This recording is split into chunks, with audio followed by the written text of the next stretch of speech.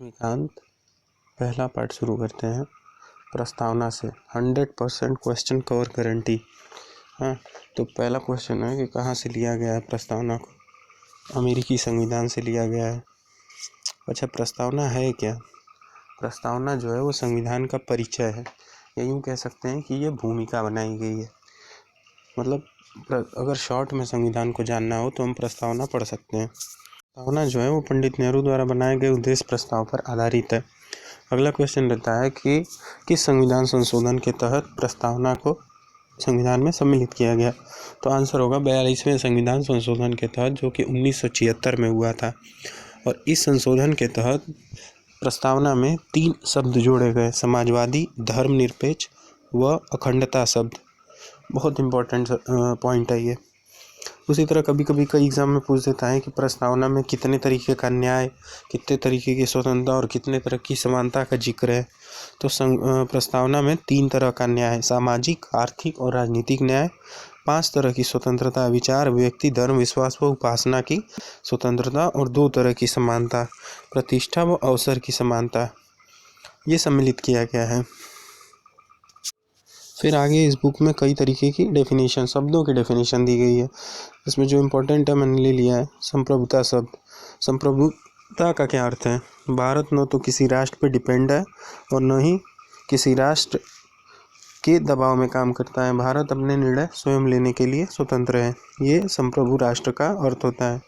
अच्छा, नेताजी लोग बहुत यूज़ करते हैं कि लोकतांत्रिक समाजवाद, हमारी पार्टी जो है वो लोकतांत्रिक समाजवाद लेके चलती है। इसका अर्थ क्या है? इसका अर्थ है कि गरीबी, उपेक्षा, बीमारी व अवसर की असमानता को समाप्त किया जाए। यानी कि गरीबी, कोई गरीब न रहे इसकी गारंटी नहीं प्रोवाइड करना है, लेकिन गरीबी को समाप्त करने के लिए प्रयास करना है। उसी तरीके से धार्मिक स्वतंत्रता का अधिकार जो है वो अनुच्छेद 25 से 28 के अंतर्गत दिया गया है। एक बहुत ही ज़रूरी सवाल जो कि बहुत बार पूछा गया: कार्यपालिका हमेशा विधायिका के प्रति जवाबदेह होती है। इसको एज इट इज़ रट लेना ज़्यादा उचित रहेगा कि कार्यपालिका विधायिका के प्रति जवाबदेह होती है। सामाजिक लोकतंत्र का क्या अर्थ है? स्वाधीनता हो लोगों को, समानता सबको मिले और भ्रातृत्व की भावना लोगों में बनी रहे।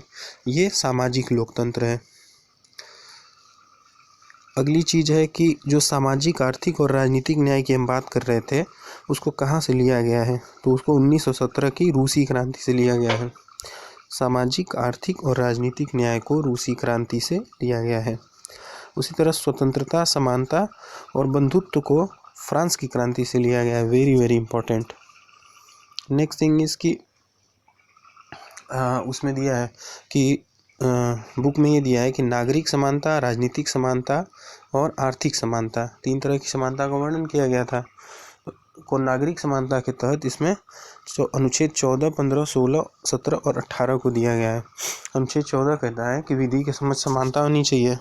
फिर कहता है कि धर्म, जाति, मूल, वंश आदि के आधार पर किसी को निषेध नहीं किया जाएगा। फिर कहता है लोक नियोजन की समानता होनी चाहिए। फिर कहता है अस्पृश्यता का अंत कर दो। और लास्ट में कहता है उपाधियों। ये 14 से 18 जो अनुच्छेद है वो नागरिकों को समानता का अधिकार दिलाता है। उसी तरह से राजनीतिक समानता के रूप में 2 अनुच्छेदों का वर्णन पुस्तक में किया गया है। राजनीतिक समानता के तहत कौन कौन से अनुच्छेद हैं? पहला है धर्म, जाति, लिंग अथवा वर्ग के आधार पर किसी भी व्यक्ति को मतदाता सूची में सम्मिलित करने से मना नहीं किया जा सकता। ये अनुच्छेद 325 कहता है। और अनुच्छेद 326 कहता है कि लोकसभा और विधानसभा के लिए वयस्क मतदान का प्रावधान करना है। मतलब लोकसभा और विधानसभा के जब चुनाव होंगे तो उसमें 18 साल से ऊपर के लोग वोट जो है वो दे सकते हैं। ये राजनीतिक समानता है। उसी तरीके से आर्थिक समानता के तहत अनुच्छेद 39 दिया गया है, जो कि महिला और पुरुष को जीवन यापन के लिए पर्याप्त साधन प्रोवाइड कराएगा और समान काम के लिए समान। फिर बुक में दिया है कि अलग अलग जो केसेस हुए थे उन केसेस के थ्रू बताया गया है कि किस केस में प्रस्तावना को संविधान का भाग बोला गया है, किस में नहीं बोला गया है। तो बेरुवाड़ी संघ मामला 1960 में जो हुआ था उसके तहत प्रस्तावना को संविधान का भाग नहीं माना गया था। फिर केशवानंद भारती मामला जो 1973 में हुआ था उसमें प्रस्तावना को संविधान का भाग माना गया था। केशवानंद भारती केस में ये कहा गया था कि अनुच्छेद 368 के तहत इसमें संशोधन नहीं किया जा सकता। इसके बाद बुक में दिया है कि अलग अलग लोगों ने प्रस्तावना के बारे में क्या बोला है। तो के मुंशी जी ने कहा था कि प्रस्तावना जो है वो लोकतांत्रिक गणराज्य का भविष्य फल है। कभी कभी एज इट इज़ पूछ देता है कि लोकतांत्रिक गणराज्य का भविष्य फल प्रस्तावना है, ये किसने बोला था? तो के मुंशी ने बोला था। संविधान का कुंजी नोट प्रस्तावना है, किसने बोला था? अर्नेस्ट बेकर ने। प्रस्तावना जो है वो संविधान की आत्मा है, एम हिदायतुल्लाह ने बोला था। प्रस्तावना दीर्घकालिक सपनों का विचार है, कृष्ण स्वामी अय्यर ने बोला था। उसी तरीके से पंडित ठाकुर दास भार्गव ने बहुत तारीफ़ की थी और उन्होंने बोला था संविधान का सबसे सम्मानित भाग संविधान की आत्मा है, संविधान की कुंजी है, संविधान का आभूषण है, उचित स्थान है जहाँ से संविधान का मूल्यांकन किया जा सकता है। तो ये कंप्लीट जो है वो प्रस्तावना वाले चैप्टर की समरी थी। अब अगर इसको बार बार सुनेंगे आप तो आपको बिल्कुल ये याद हो जाएगा, आपको लक्ष्मीकांत उठाने की ज़रूरत नहीं है। Thank you so much for listening and please do like, share and subscribe.